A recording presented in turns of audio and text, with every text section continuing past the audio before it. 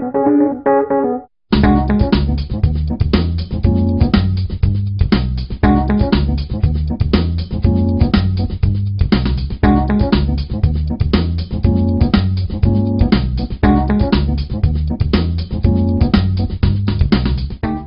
to episode 49 of Meet the GIMP. My name is Rolf Steinert and I'm recording this in Bremen, northern Germany. There's nothing new to report. The domains are secured and the server is running, and well, in the next week I'll do some changes there, but up to now everything is as it has been.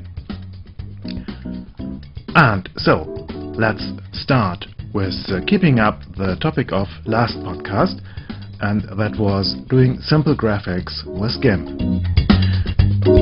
If you want to do anything more complicated than this here, or have to do it more often, or want to edit it later again, I strongly advise you to use Inkscape and look at screencasters.heathenx.org for wonderful screen tutorials about this program. And here is the newest one, is one which is quite nice for using with photographies, how to, well, stack them up here in 3D, in a 3D effect. Okay, let's start.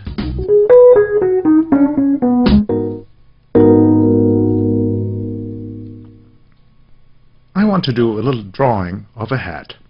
The final result shall be about 300 by 300 pixel. But I want to draw in, well, a larger image, and let's say 900 by 900, and then later I'll scale this down. So all the fine errors or so will vanish. I don't know if this is really the right approach, but I'm no graphics expert, and so this is just the thing I think that would be sensible. So let's start here, 900 by 900, and just fitting it into the recording window, and Shift Control E for having a fit of the whole canvas. If there's someone out there who can do Python good enough, have a look at the program I used for showing the keys here and the pressed keys, because it doesn't work with my German key layout, and so gives very strange results sometimes. I'll put a link to that on the blog. Perhaps you can have a look in it and give me an updated version. Okay, let's start with the hat. The hat shall sit, well, let's do a quick drawing of the hat, just to see how it shall look. Okay, I want to have the brim and the hole in the middle, and then something like that here. And it shall be not as crumply as here, but very elegant and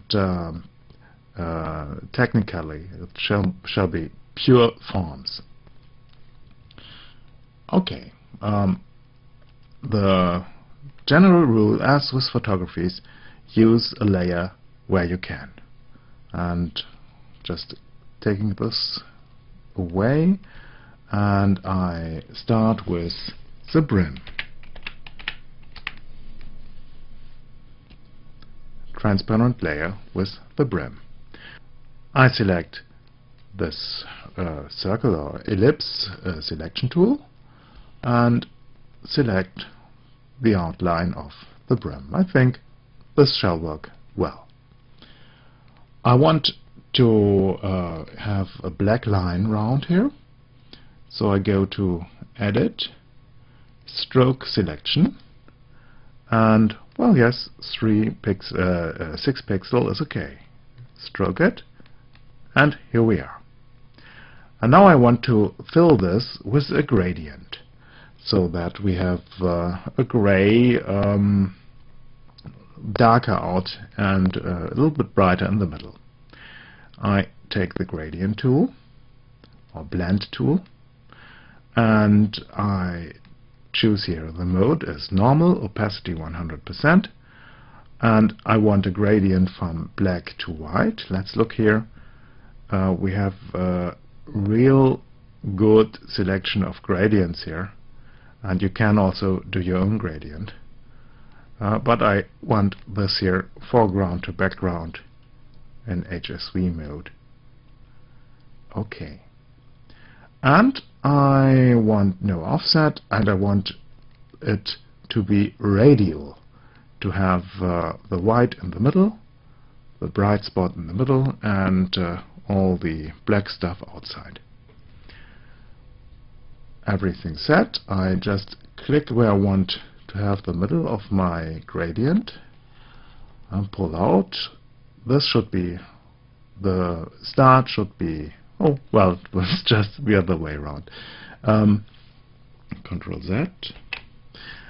I click here to invert the gradient. Well, here's the starting point and here's the end point. I start with white and go here to black, and now, well, this is a nice filling.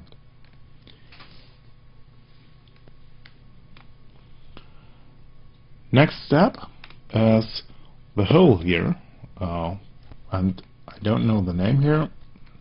I just call it hole, new layer, of course, a new layer, and deselecting everything. I again take the ellipse tool and select this area here.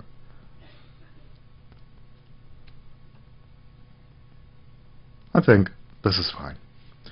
And now I do nearly the same steps, but because before I do that, I save this selection in making a path out of it. I'll go to select and go to path, or let's save that as a channel. Okay, I have saved this as a channel. I have here red, green, blue alpha channel and the selection mask. One thing I learned the hard way: before you go further with editing, go back and select your layer here, otherwise you would work on this selection on this channel. Okay, again a circular line, and this time I go again to edit stroke selection.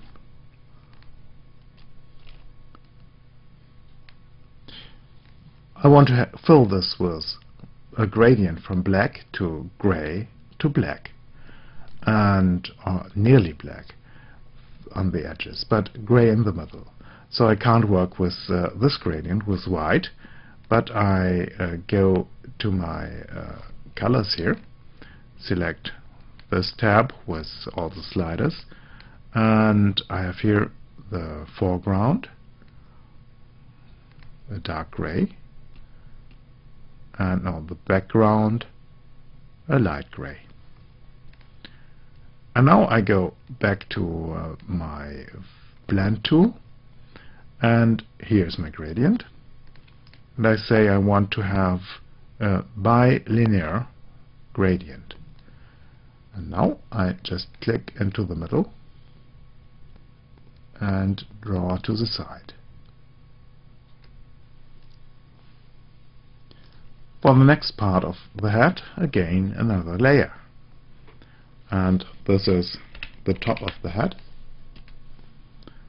and I go now here to my channels. I have here the selection mask, and I say here selection mask to selection. Now this is selected again. back to my layers, and now I just want to move this selection around, and this is done by pressing the Alt key and then move the selection. Click into the selection and move it. Well, this looks about right. Just checking. This is okay. And this is okay. Of course, when this is okay, the other side has to fit. Now I want to add to the selection a square going up here. So I go here and say adding. The adding could be done with a key 2, but let's do it this way here.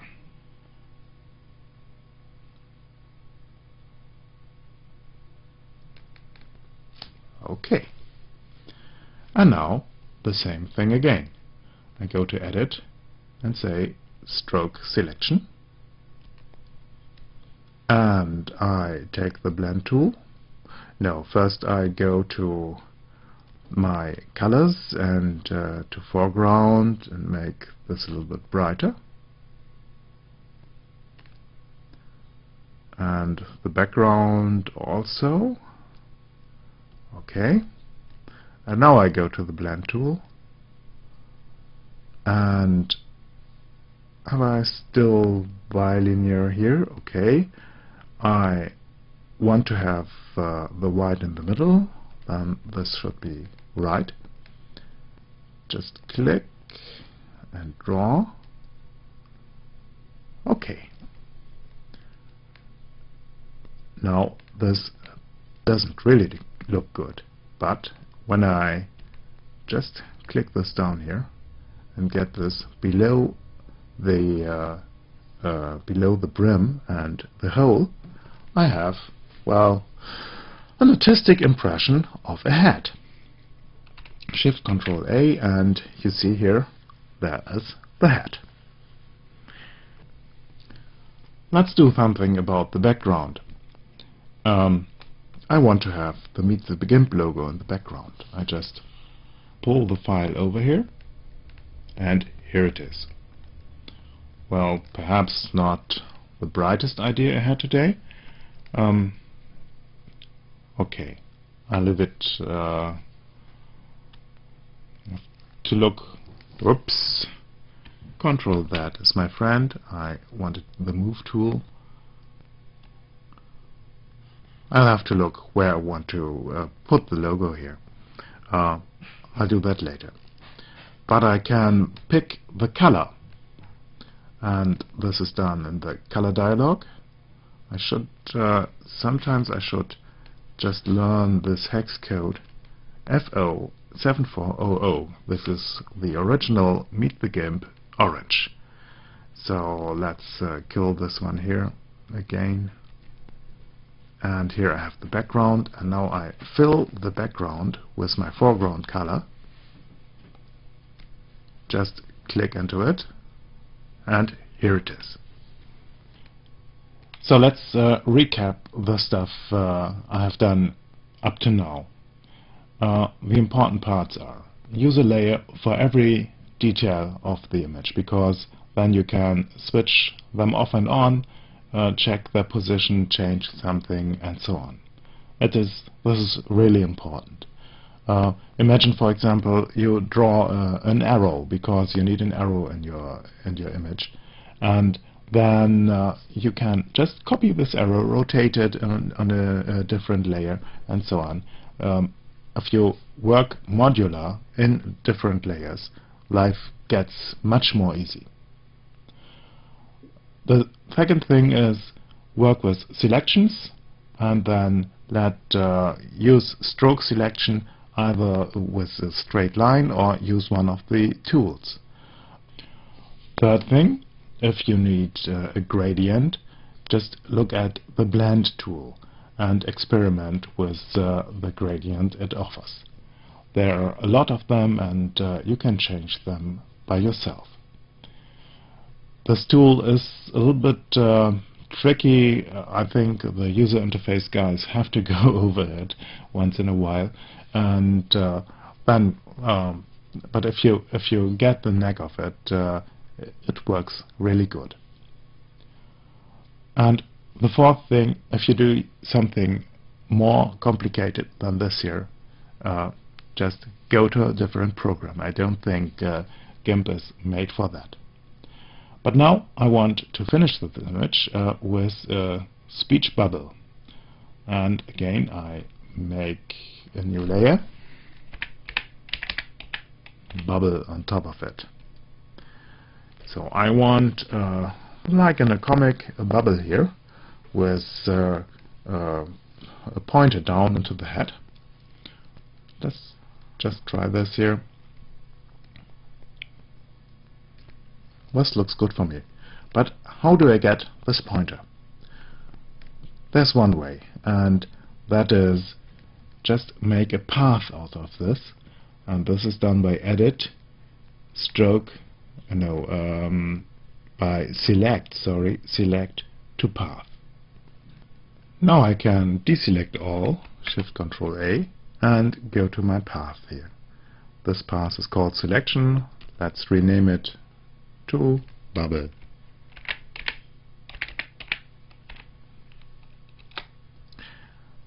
Just double clicking on it gives me the curves editor. Here it gets into this, not the curves editor, the paths editor tool. I want to add a point here, and this is done in the edit mode by just clicking on it. You see this plus here. Just click on it and I have an extra point there. And now I go to the design mode, back to the design mode, select polygonal because I want to have a sharp edge, and just take here my last point and move it down.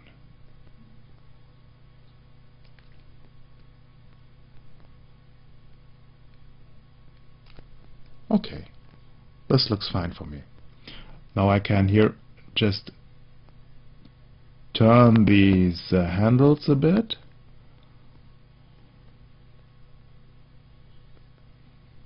To get this even point here.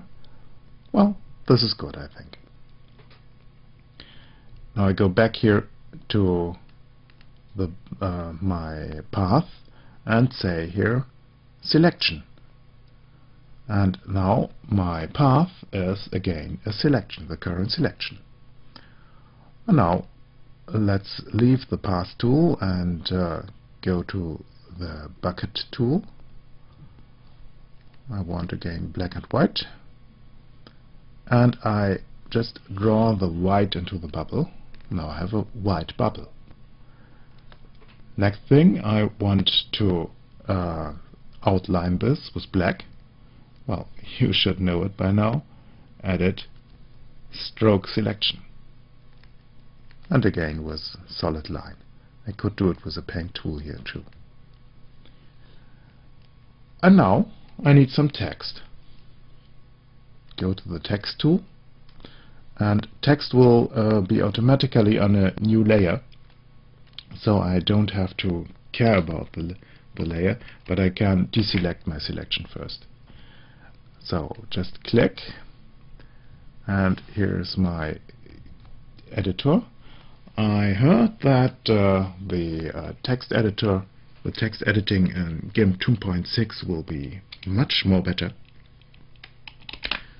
So support, meet the GIMP. And close. Now I go here to my toolbox, and the font is okay, but I want to have it a little bit bigger or larger. Now I move this around a bit.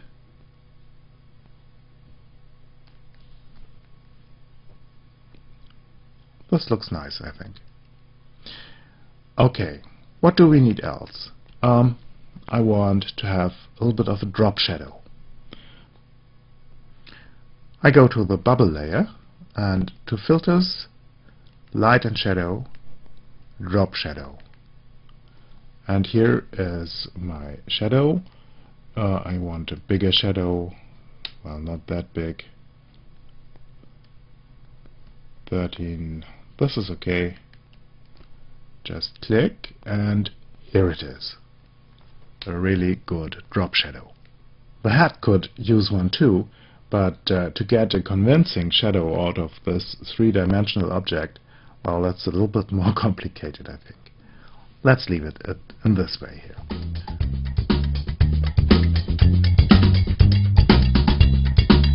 How can you support Meet the GIMP? Well, first of all, you can spread the word, and then you can subscribe.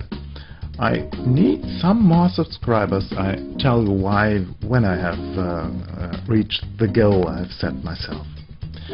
I had to shell out a little bit more money than I had planned for Meet the GIMP. Usually it's a monthly trickle, like buying a magazine or a big ice cream, but this was really more like a stack of books or so. And I'm very happy that a lot of you have asked if I would accept donations. Well, I will. And I have thought of 3 ways to do this. The first one I thought of is, PayPal. I have a PayPal account and I'm not very happy with all the PayPal politics and so. But if you want to use it, okay, it's fine with me. I'll put the link into the show notes. The second one is, and the third one, there you can support some of my bad habits. The first one is books. So if you want to help me and not use PayPal and give me a nice feeling while I cash in your money, then send me a gift certificate of Amazon.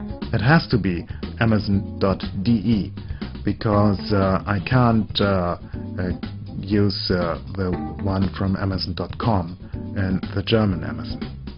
And ordering books from America is, well, it costs more in shipping than everything else. The second bad habit that you can feed is helping me with a gift certificate at thinkgeek.com.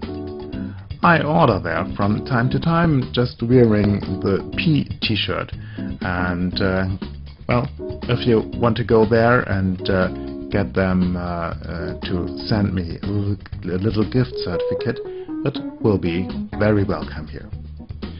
I'll put a list of all the donations on the website. So I can start with one donation. I got 2 coupons for 23 for the Pro account. My account is running out, and that of my wife too. I got 2 coupons from Andreas Buchamack, who got them from 23 to give away. And I'll use these coupon codes for myself and not giving them away to you. So I've already saved 40 euros. If you want to support Meet the GIMP with the running costs, our new server has, I think, a little bit of capacity, which we can rent out. When I've worked out all the details with Marcin, I'll go back and make this semi-official offer. Marcin is a very good system administrator. The server is very good and sits behind a really good pipe, and so it can be a nice arrangement for you if you want to put your gallery on there or your blog or so. You should know a little bit about Linux and be happy with the shell, but I think it can be worked out. Every Tuesday you will have a little bit problem with the bandwidth because all the people are loading down Meet the GIMP shows, but all the rest of the week the server is very good.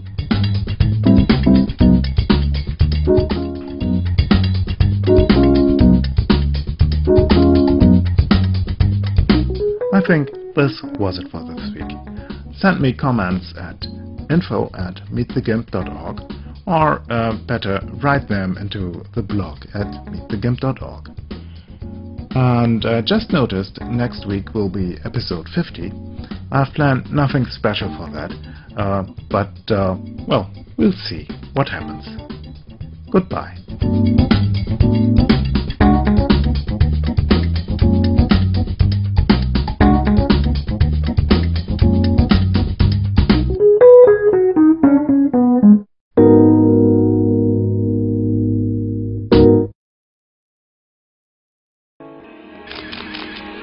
Photocastnetwork.com, your photography resource in the potosphere. Photocastnetwork.com